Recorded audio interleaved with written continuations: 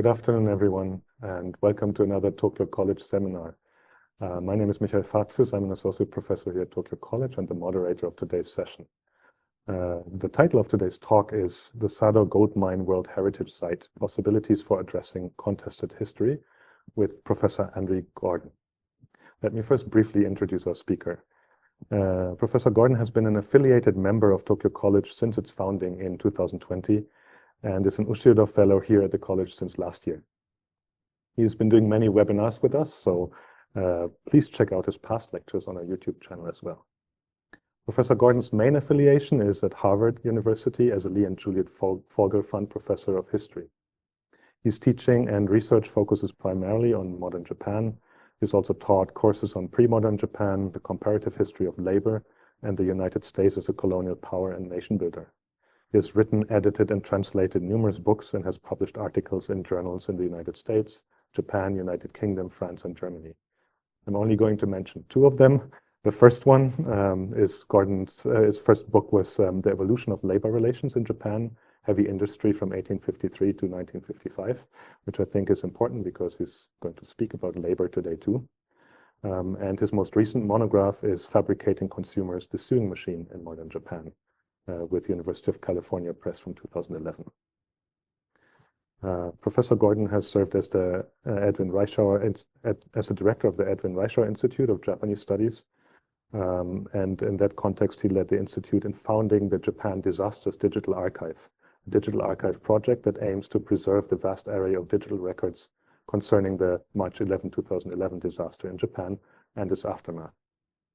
Professor Gordon also won many awards, of which I'm only naming three right now. The first one, he was elected to the American Academy of Arts and Sciences in 2014.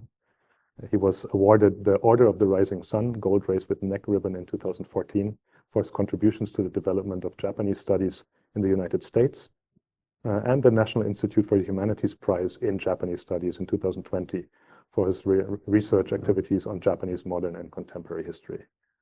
Thank you very much, Andy, for joining us once again. And before we start, just a very short reminder about today's event. We'll have around 30 minutes of presentation by Professor Gordon, and then 30 minutes of an open conversation that will be led between Professor Gordon and me, and then anyone who would like to join us from the audience. For that, we have activated the Q&A function that you can use and access by going somewhere down on your screen where there should be a button saying Q&A, and then you can write us messages in Japanese or English that we will pick up depending on how much time we have. So with that said, let's get right into it, and yeah, Andy, the floor is yours. Well, thank you, Mikhail, for that kind introduction, and let me get started, which I must do by first sharing the screen. Here we go, and then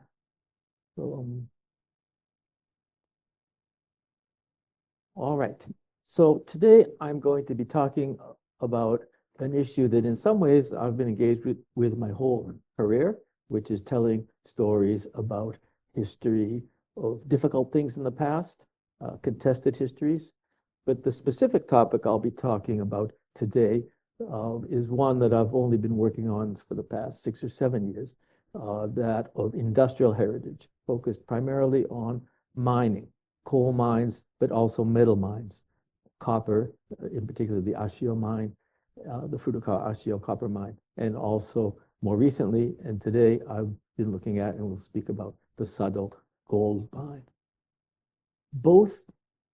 I've been looking at both sites, such as the Sado gold mine and many some industrial facilities in Kyushu that have been designated by UNESCO as World Heritage Sites.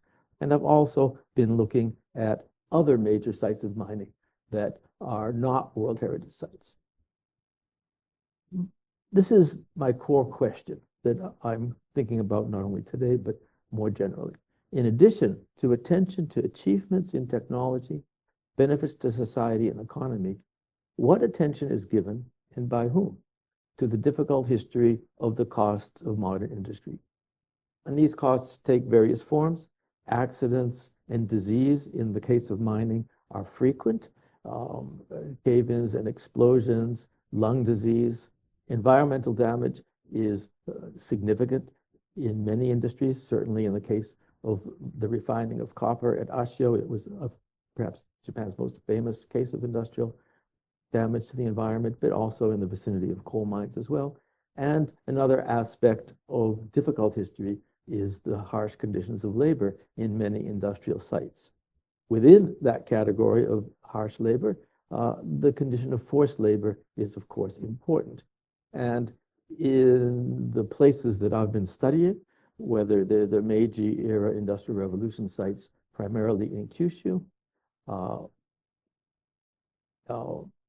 or other industrial sites that aren't World Heritage sites, prison labor was importantly used, significantly used in the Meiji period and into the early 20th century. But in addition to that, in addition to that, the period of the Second World War was a time when there was a significant use of foreign labor in Japan's work sites, especially including mines, that many, including myself, would characterize, and I believe should be characterized as forced labor. There were close to 800,000 people in this category of varying degrees, facing varying degrees of coercion over time and by category. And the treatment here is listed in a hierarchy towards worse, from bad to worse. The Koreans were initially recruited to Japan. In some cases, in 1939-40, there was a high degree of the voluntary desire to come because the conditions in parts of Korea economically were terrible. But increasingly, this was coercive.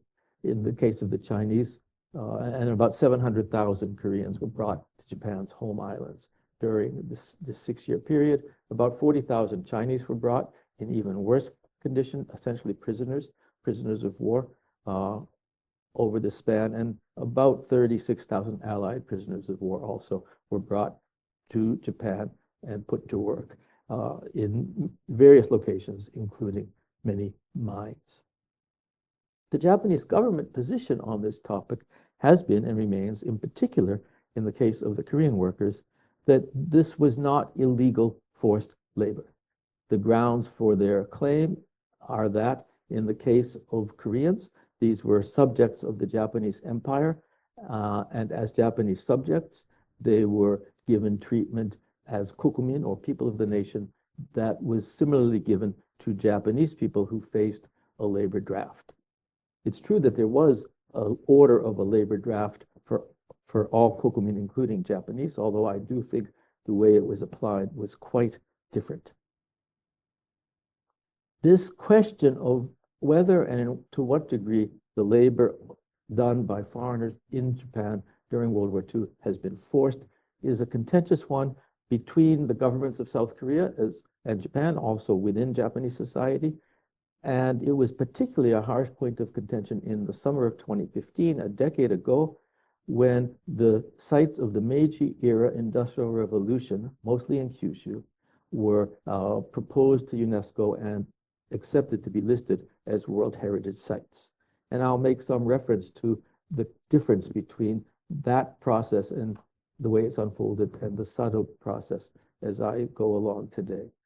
But let me begin by, and I should mention as well that although there is a high degree of denial in Japan's governing circles of the characterization of this labor as forced, some corporate settlements have been reached between major Japanese companies and forced laborers, most famously in the case of Mitsubishi Materials, the former Mitsubishi mine.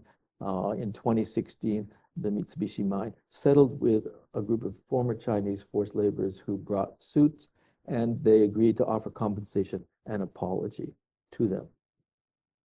And as I mentioned, this issue divides not only over the past decade at various points with various degrees of intensity, has divided not only the governments of Japan and South Korea, but also within Japan has divided Japanese civil society and political culture.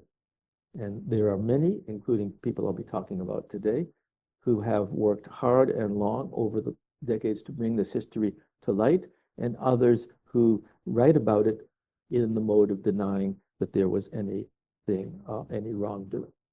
But today I'm going to focus primarily on just one of these places, the most recently inscribed as a World Heritage Site in the summer of 2024, the Sado Island gold mine.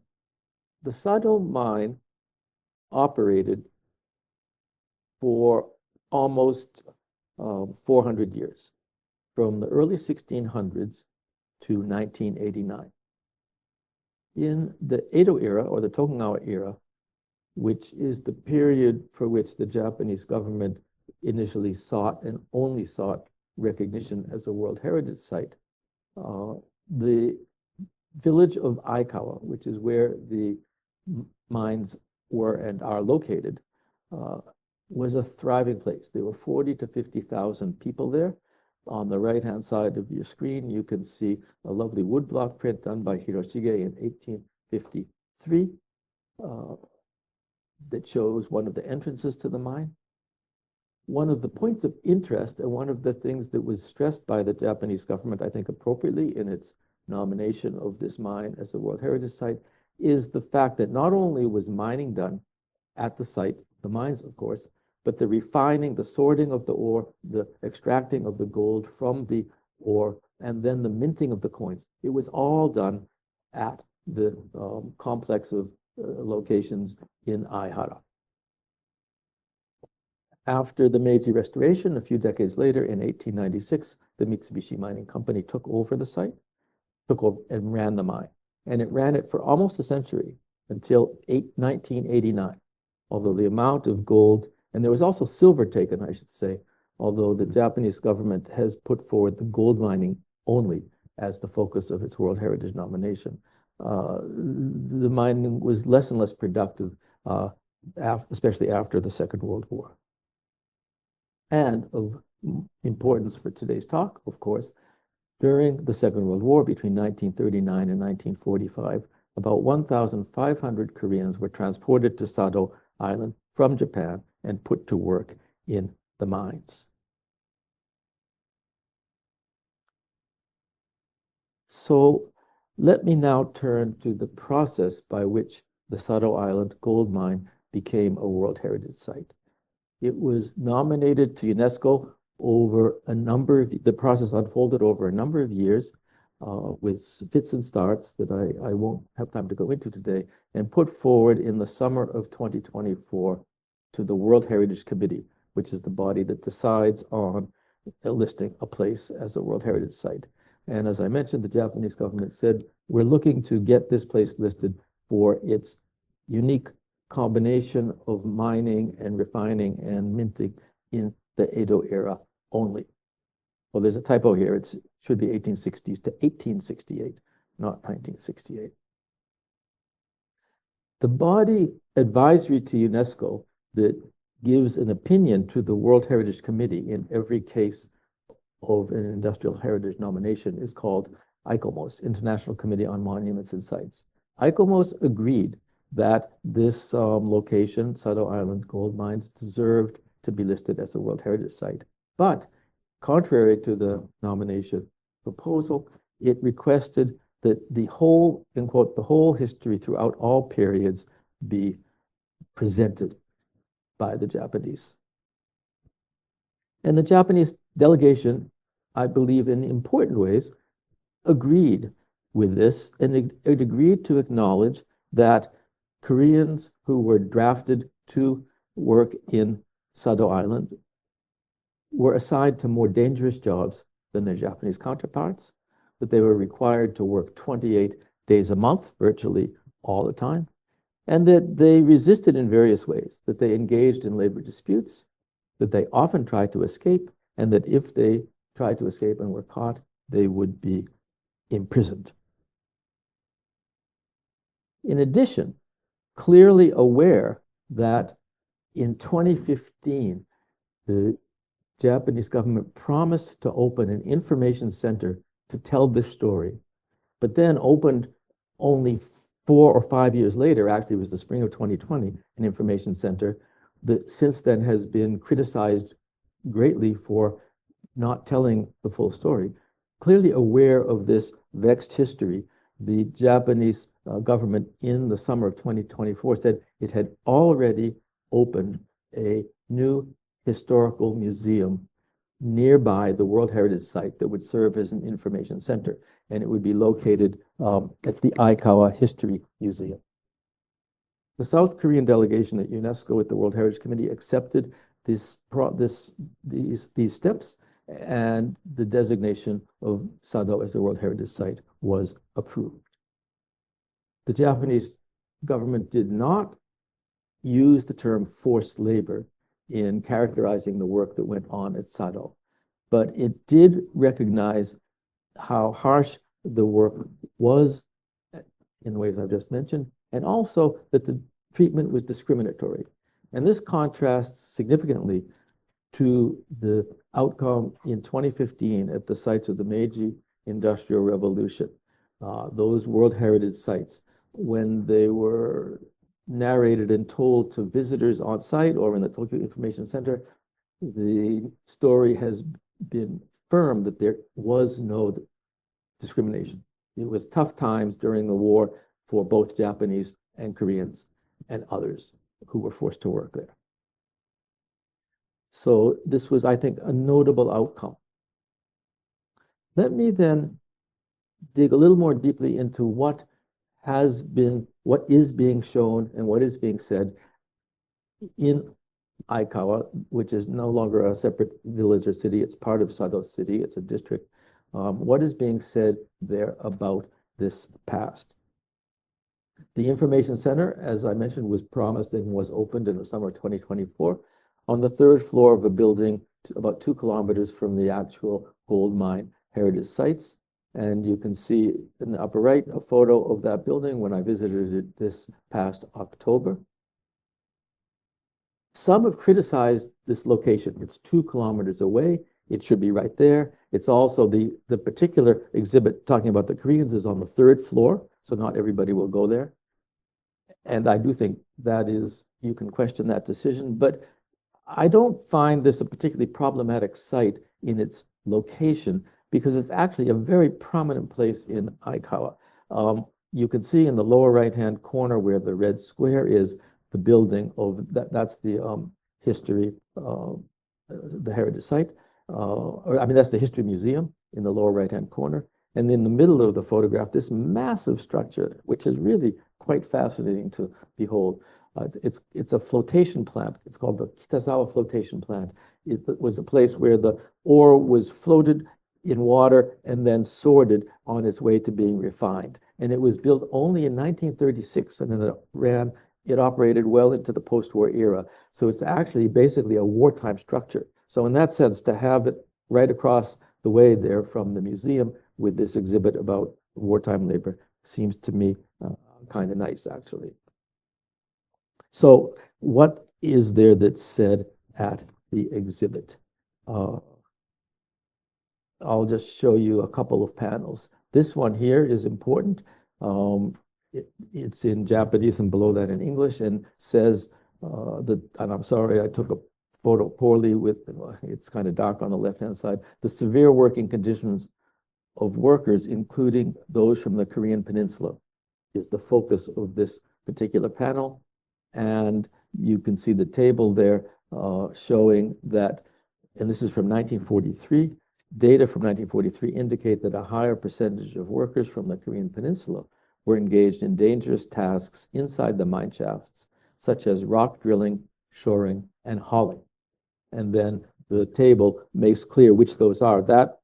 This red rectangle is not one that I superimposed. That red rectangle is there at the location. In addition, right next to that panel is this one that has a photograph in the upper right of one of the Korean barracks or dorms, on the lower right of the community kitchen, the ruins of a community kitchen for the Japanese workers, and in the center, quite fascinatingly, pages from a tobacco ration book, a tobacco ration register that dates from June.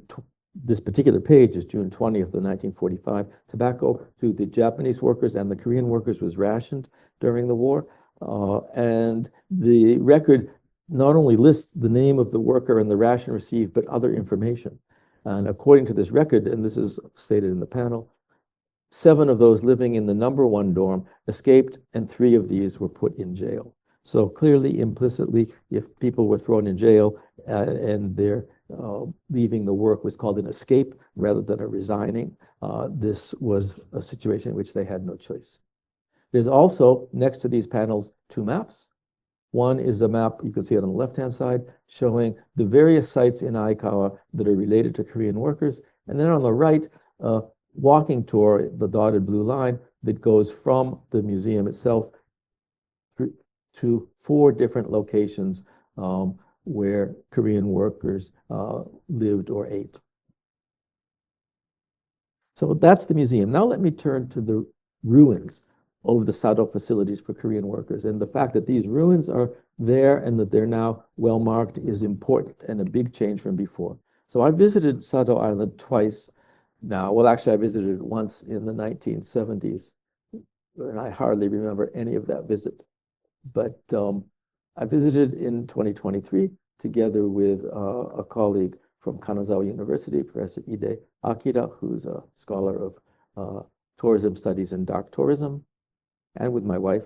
And we looked at these spots. On the left, the location of the community kitchen, where meals were prepared both for the Korean and Japanese workers. And on the right, the location that was where one of the barracks or dorms for the Korean workers, the number 4 Soai dorm, was located. What you can see here, or what you do not see here, is any signage. In 2023, there was no way to know what this was unless a knowledgeable person was taking you around and telling you.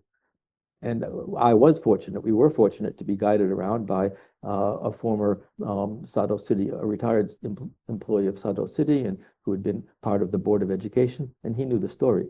But this was basically a hidden history, even on the island. It was known by people on the island, but it was not publicly presented.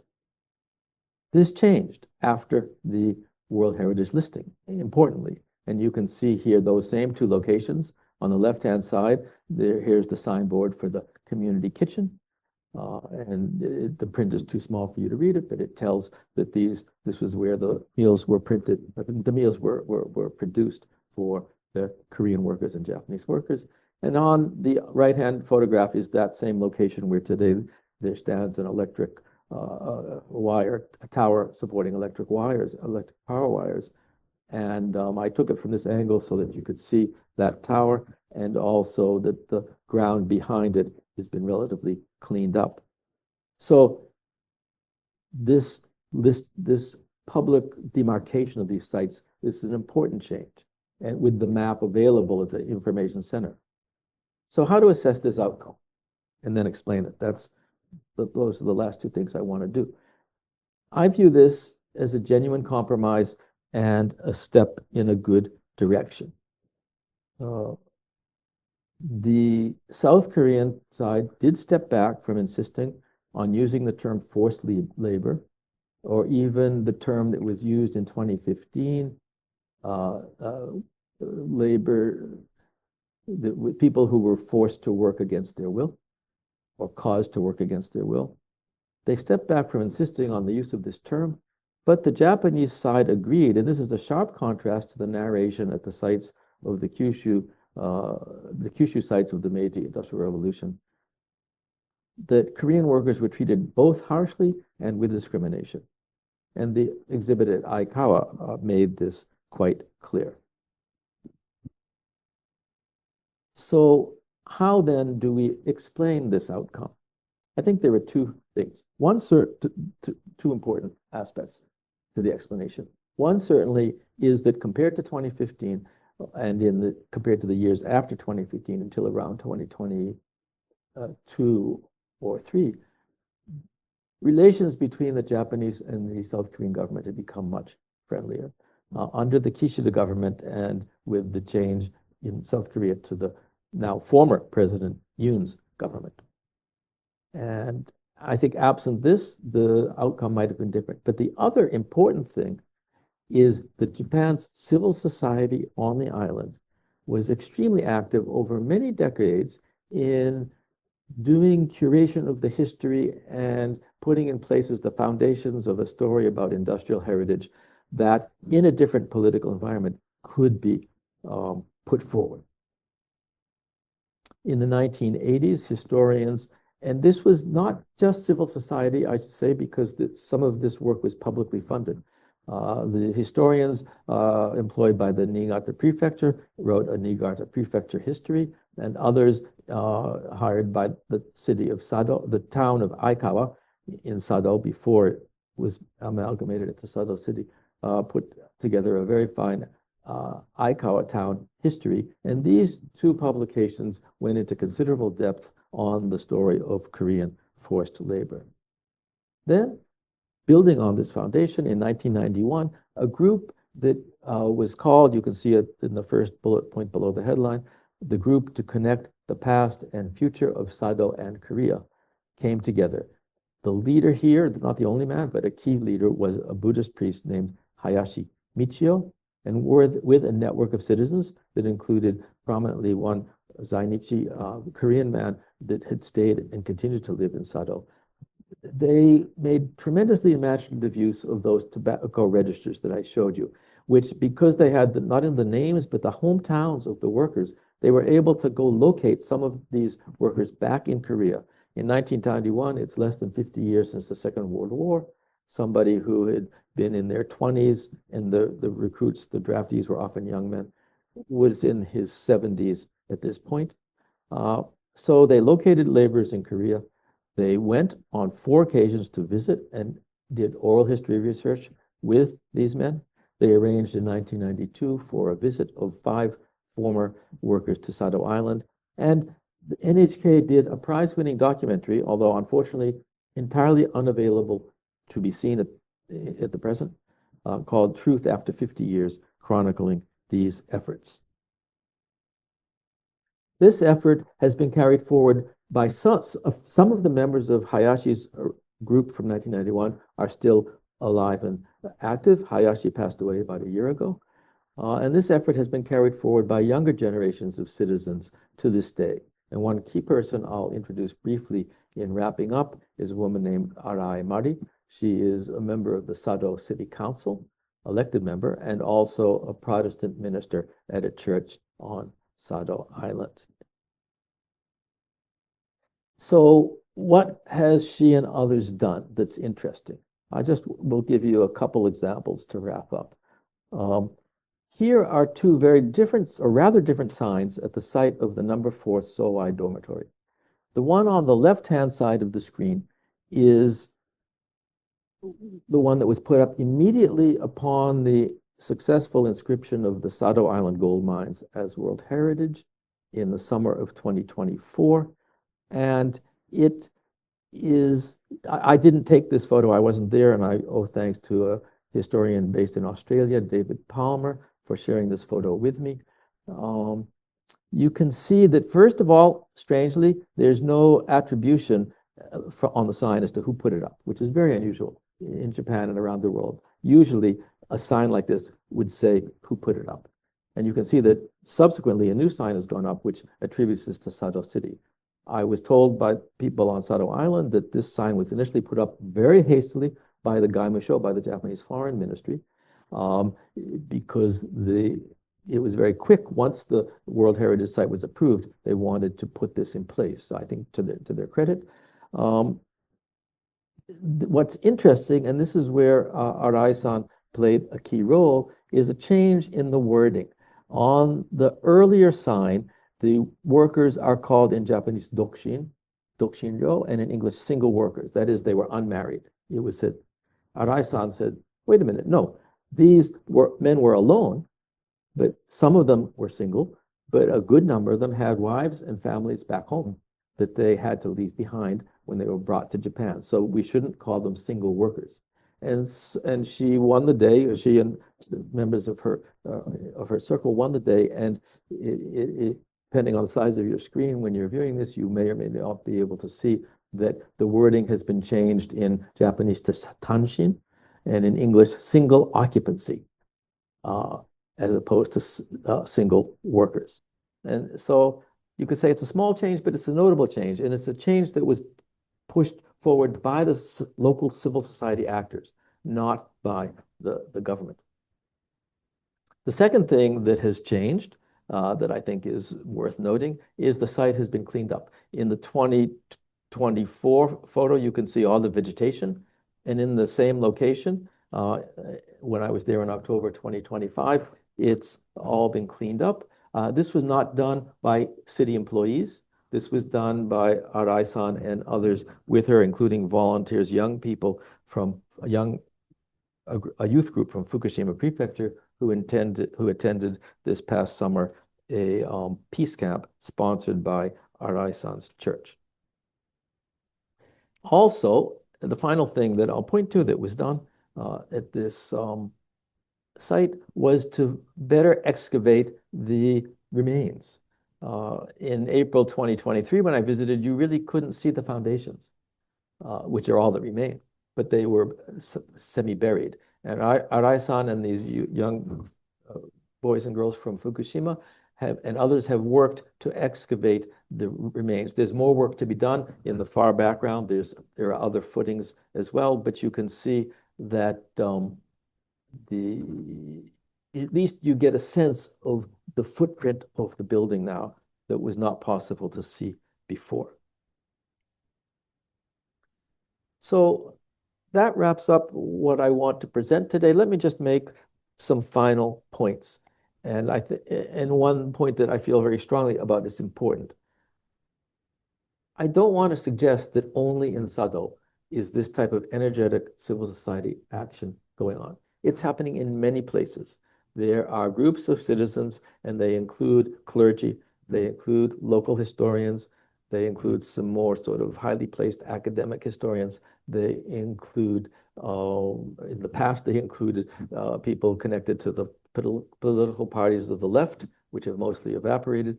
And they have been energetic in many places, not only in the World Heritage Sites, in marking this history.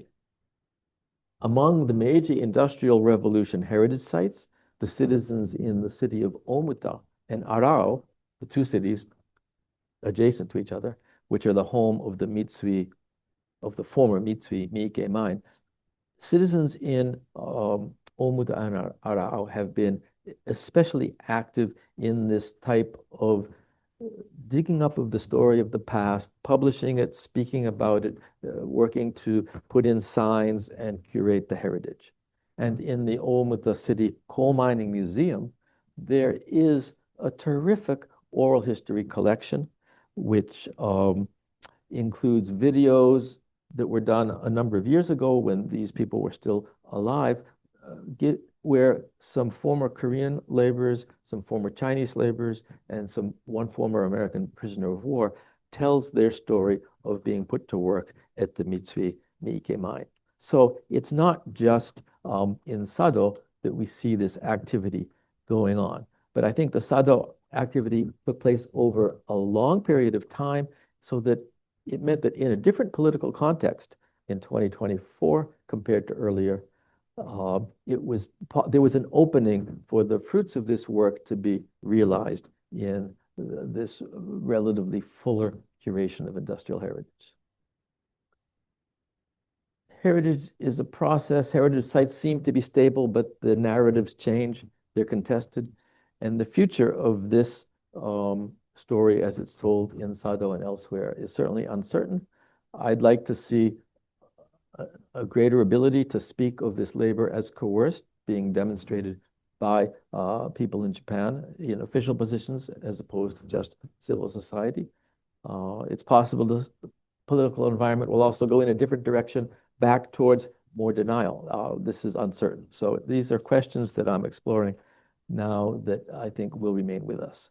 So with that, I want to thank you for your attention, and I'm looking forward, Mikhail, to your questions and those from the audience. Yeah, thank you so much, Andy, for this wonderful presentation that gave us a very in-depth look at a concrete case study, but also was very suggestive of these broader themes and contexts that you also touched upon.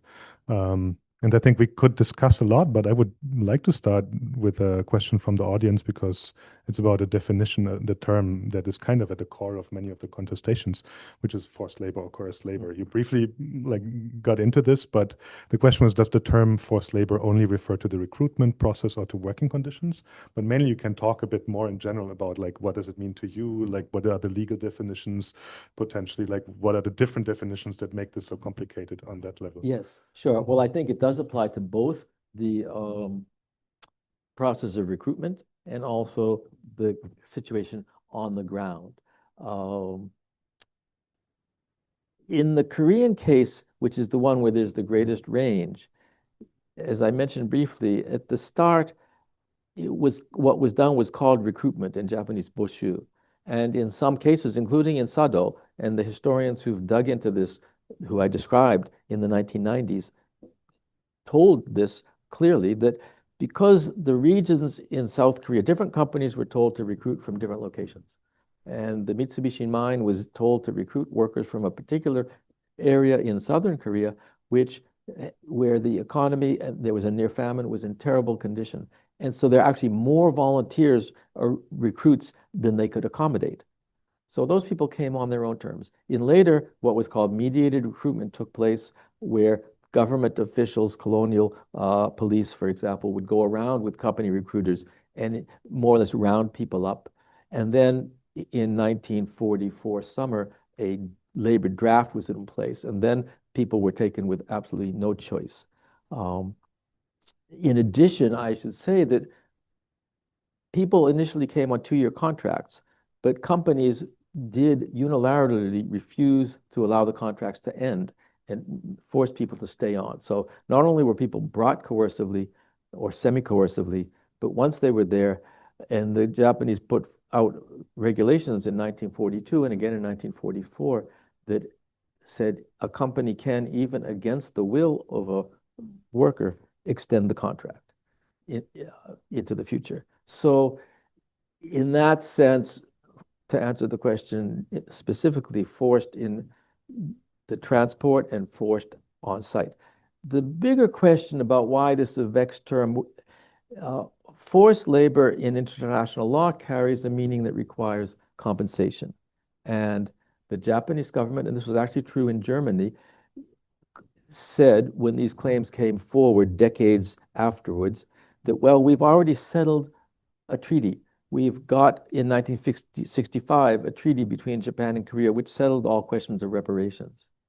So we don't have a legal need to give compensation, and so we don't want to see this term kyosei rodo, or forced labor, used that might imply or require compensation. However, I think that there's also a kind of a moral or an ethical dimension to a notion of forced labor. And there's nothing to prevent any government or group of private citizens or corporation to say, well, okay, I'm not doing this because of the terms of international law, but I recognize that you or your ancestor suffered, and I feel an obligation to do something. And so I use the term forced labor more in that sense than in the legal sense. And in the German case, which is the most comparable case, it was that understanding when the German government did not compensate the Nazi-era forced laborers until the late 20th and early 21st century. It took a very, very long time. And when that was done, it was done more, when compensation was given, it was given more in those moral, ethical terms than as an official act of war reparation or compensation.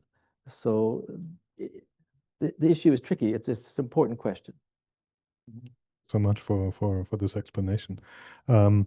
So I think you mentioned a lot of different levels and actors that were at play here, right? Like you start from the local, but we have the local activists and no, not even necessarily activists, but local people involved somehow in that heritage aspect. We have the national government, of course. Then we have foreign governments involved in this. Then we have, of course, the Korean laborers and their descendants potentially also involved in this. You didn't mention that part in particular. But so maybe we can talk a bit about these different levels and how they interact to create this this tension and contention that we have here. And I would again start with the question I got here from the very local level. The question is about, I'm interested to hear that two of the leaders of the movement to recognize the history of Korean labor at this site were clergy, both Buddhist and Protestant. Can you say more about this? Why are clergy particularly involved in this commemoration effort? Are there interfaith organizations that do this work along with other things? Yes, I think it's a great question, and I hadn't been expecting when I started this work to find a significant place for a role played by clergy. And I should say that Buddhists in general, looking at other places as well, Buddhist clergy more than Christian, because they're more numerous, I think is probably the reason, have been involved in these efforts. And my understanding or sense of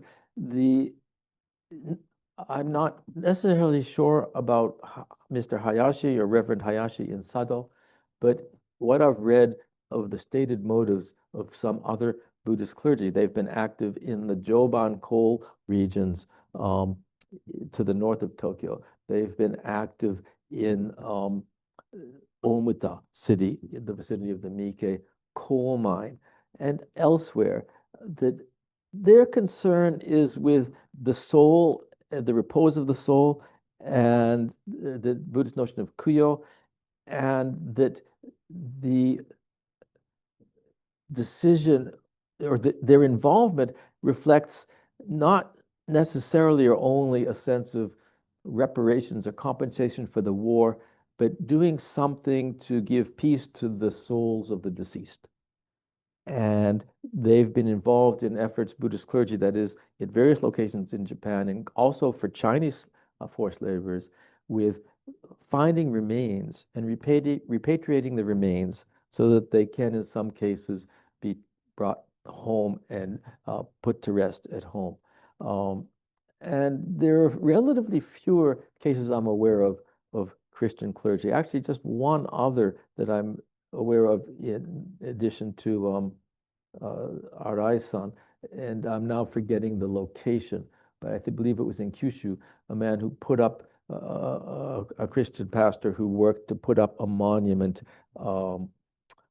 to the Irehi, by the way, in Japanese, or cenotaph. There are about 150 cenotaphs throughout Japan erected to mourn the deaths and pay respect to the Korean forced laborers, and another 30 to 40 to 50 put up for the Chinese workers.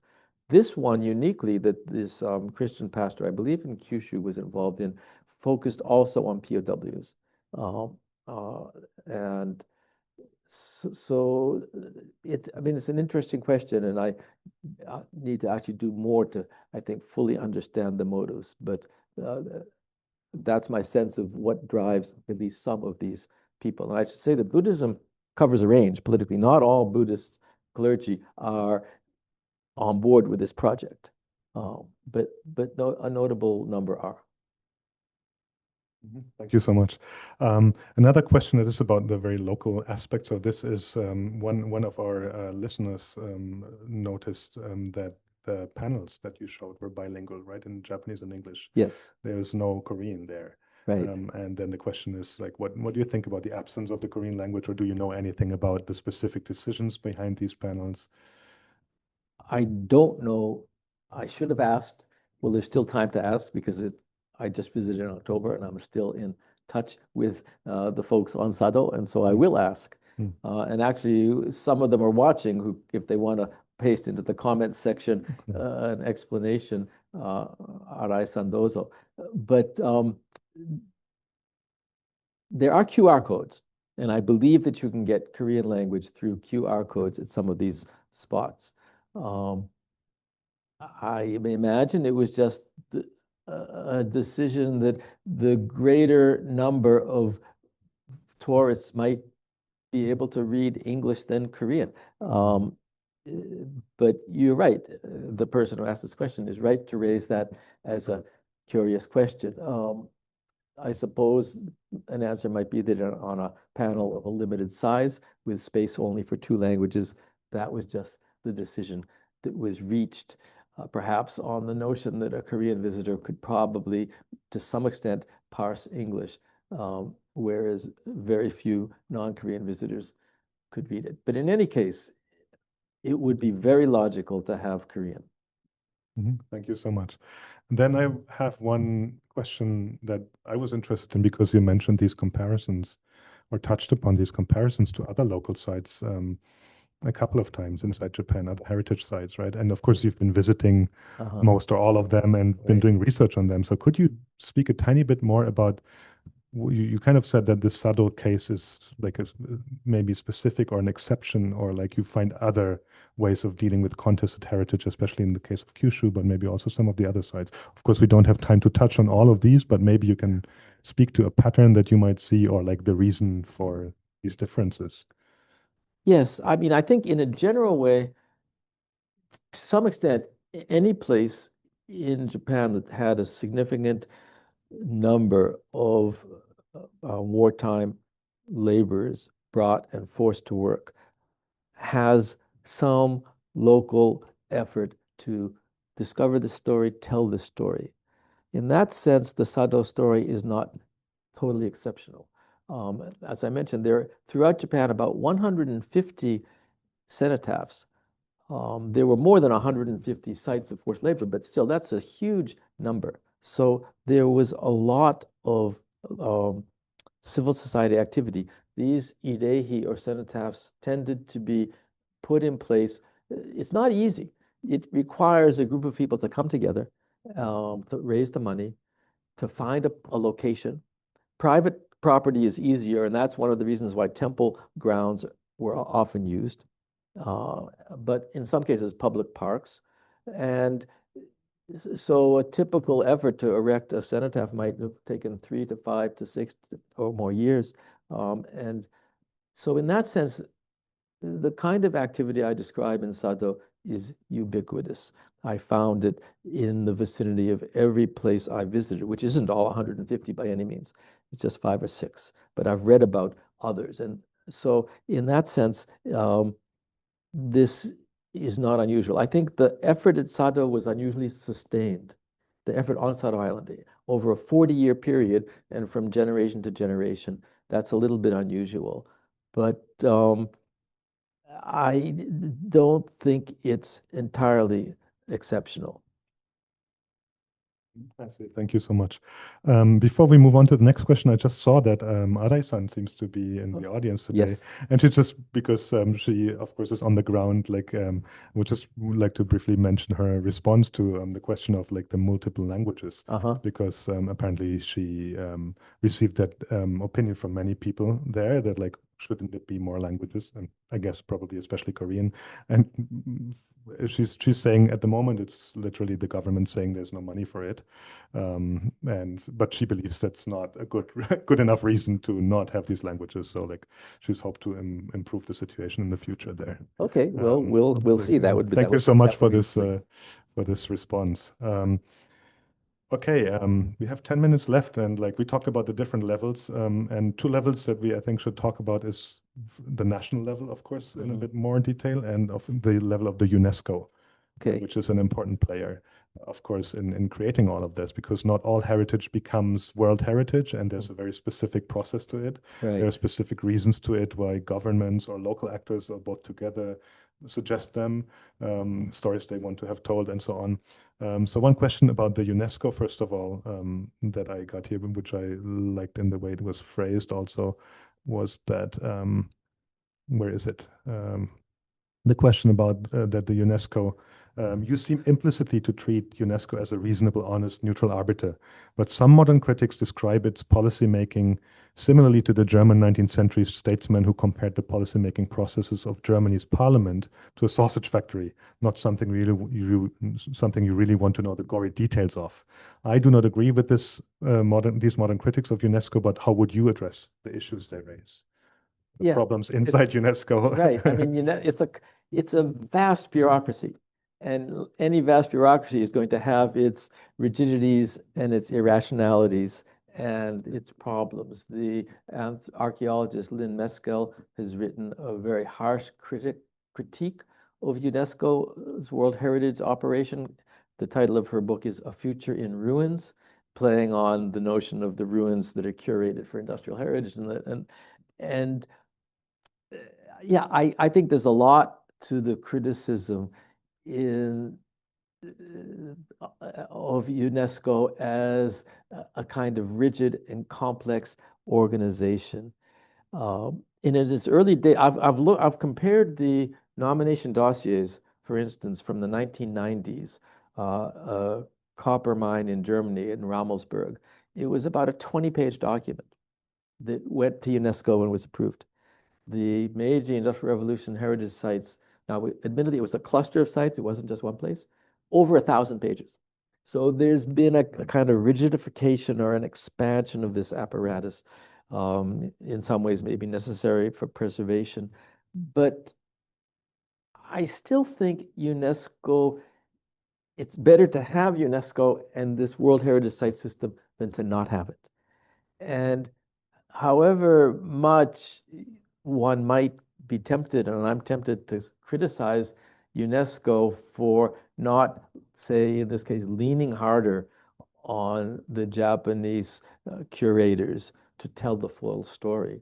I mean, it's not all powerful. It really doesn't have the power to do too much. But because this became a controversy in UNESCO, ironically, it has led to greater attention to the issue. And even if the people who would like the fuller history of the Meiji sites to be told in the framing of World Heritage, and that hasn't happened, in various places in that same city, those stories are being told more than they would have. So I see UNESCO as a kind of a catalyst, however problematic, to a richer curation of heritage. See, I mean, yeah, the point that you raised earlier was kind of striking in that the UNESCO was apparently against, the government trying to bracket out specific parts of history to just focus on one part. So I think that that's an example of what you're saying, that these kind of conversations can be catalyzed by the UNESCO as well. Okay, then another player, of course, in connection to that is the Japanese government. And one question I have here is related to specifically the 2015 Meiji Industrial Revolution Heritage Site and the Sado mines, where that person in the audience is asking about that her understanding was that these specific sites were promoted by the very conservative people close to former Prime Minister Abe and handled by the Naikaku and not by the Bunkacho. So this heritage site is a very unusual case among Japan's World Heritage Sites, and I wonder if there's any reason why you did not touch upon this point, but maybe you can briefly talk about Read my all book. of the government.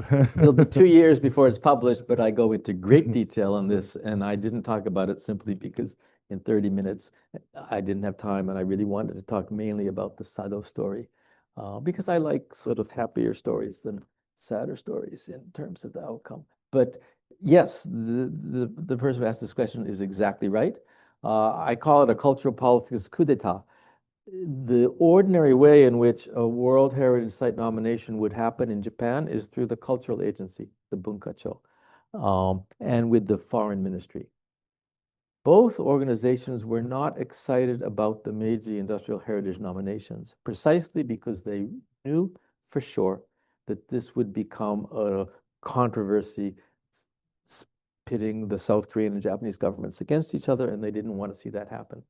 So the woman, her name is Kato Koko, a very energetic woman who wrote a very nice book called Sangyo Isan, or Industrial Heritage, that I think very highly of in 1999, pushed for this World Heritage Site cluster to be recognized, and realized that the Gaimusho, the foreign ministry, was not going to be her ally, that the Bunkacho was not going to be her ally. And because she was politically very close, as the questioner, or the person who raised this question, I expect knows, close to Abe Shinzo. Her father was like a political brother of Abe Shintaro, and so she is a kind of political cousin of Abe Shinzo, was able to move the push away from the Bunkacho. This is getting into the weeds of Japanese politics, but it's important to understand that the Japanese government isn't just one thing. Any government, of course, has factions and divisions, And by moving the center of decision-making gravity away from the cultural agency to the cabinet agency under Prime Minister Abe, it allowed this to go forward with a strong push for recognition that would not make a compromise on this forced labor issue. However, in the summer of 2015, the Japanese Foreign Ministry was there at the meeting, which happened to be in Germany, ironically.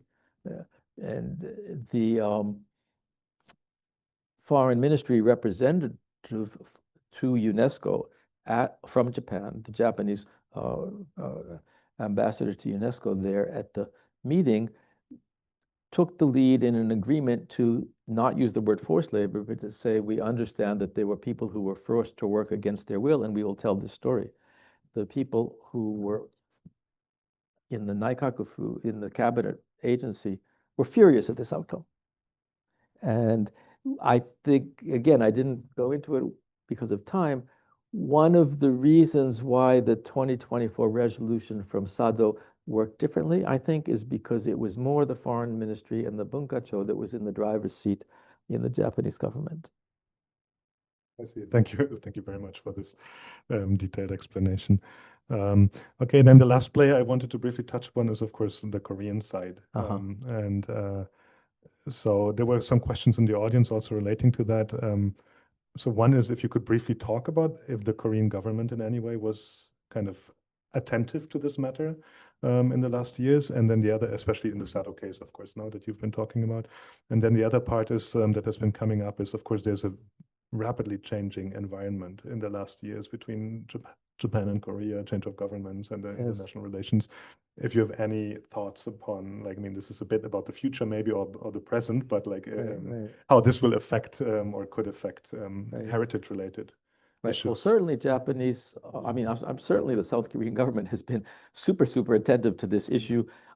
Beginning in around 2011 and 12, I should say that when a place is nominated to UNESCO for World Heritage status, it is first put on what's called the tentative list by the nominating country. So every country in the world that's part of UNESCO has a tentative list of places that it's thinking of putting forward as World Heritage Sites. And so for a number of years before 2015, the Meiji Industrial Revolution sites were on the tentative list.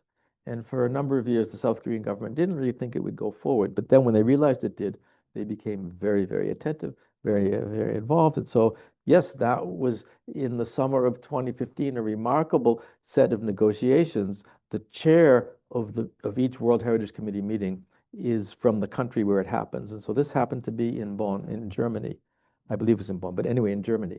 And the woman who chaired the meeting left her position as chair and handed the meeting over to a deputy person on a number of occasions and went into a back room together with the South Korean government delegation, the Japanese government delegation, to try to get a mediation where they could come to some language that wouldn't be forced labor, but would not be denial.